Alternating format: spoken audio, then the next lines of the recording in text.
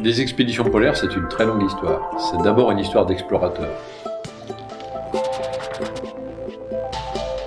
Le premier a fait le tour, c'est James Cook dans les années 1775, sans le voir, même s'il descend très bas en latitude, il voit que visiblement, même si un continent existe, il n'y a pas grand chose à en tirer, vu que l'univers qu'il a rencontré, qui n'est fait que de glace et de froid. À l'époque du XVIIIe et du XIXe siècle, la carte du monde, la map monde, n'était pas complète. Donc le début du XIXe siècle, ça a été l'ère des premiers explorateurs qui ont en fait découvert l'Antarctique.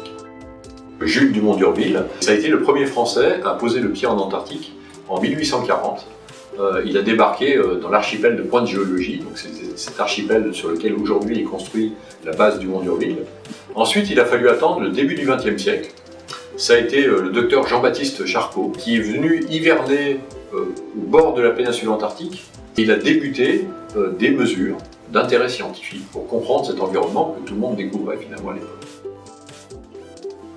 Il n'y a pas que lui, hein. Il y a des gens qui l'ont fait à bord de la Belgica, il y a tout un tas de, notamment des Russes aussi. En fait, on a coutume de dire que c'est les Russes qui ont pour la première fois en fait observé l'Antarctique. La conquête du pôle Sud, ça a été presque une course entre Scott et Amundsen. L'arche gagnée de haute lutte par Amundsen, qui est arrivé un mois avant Scott, grâce à une technique très élaborée d'utilisation des traîneaux à chiens. Scott utilisait lui des poneys qui se sont avérés inefficaces, et donc il a pratiquement tout fait à dos d'homme. C'est dramatique parce qu'il est arrivé au pôle Sud, il y avait déjà la tente d'Amundsen qui était là, et donc il a vu qu'il n'était pas le premier, et en plus il n'a pas pu rentrer. Et donc lui et ses 4 compagnons sont morts sur la voie du retour à quelques kilomètres d'un dépôt de nourriture. Douglas Mawson, qui était un explorateur australien qui a organisé une expédition. Il est parti avec ses 2 collègues, donc le lieutenant Nunitz et puis le docteur Xavier Mers.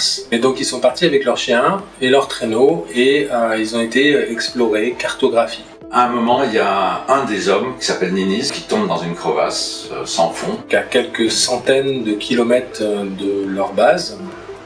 Donc c'est à ce moment-là que Mertz et Mawson ont décidé de faire demi-tour. Mertz, qui est un peu plus délicat, refuse de manger, il mange que les parties molles, et il est sans doute intoxiqué par le foie et le cœur des chiens, et il va mourir.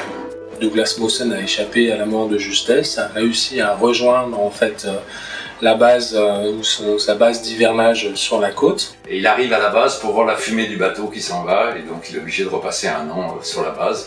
Et il nommera bien sûr les 2 glaciers qui traversent, un Ninis et l'autre Mertz. La construction d'une base en Antarctique demande beaucoup de précision, surtout quand on arrive dans ces régions très froides. Juste avant Dumont d'Urville, il y a effectivement eu une première base, Port-Martin, mais elle a brûlé. Donc suite à l'incendie de Port-Martin, ils se sont déplacés un petit peu vers l'ouest pour construire la base de Dumont d'Urville.